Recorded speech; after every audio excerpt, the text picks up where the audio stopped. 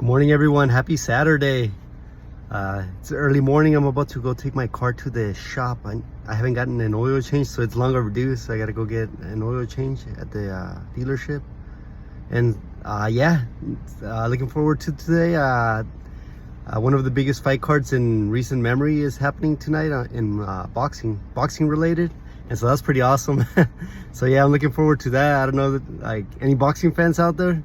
Who do you guys think is gonna win between Bivol and Beterbiev? It's their rematch, so that's gonna be great. And even the undercard is stacked, so I'm super excited about that.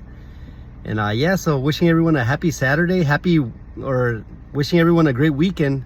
I'll leave you guys with this. Everything seems impossible until it is done. So yeah, get out there and enjoy your Saturday. Have a great one.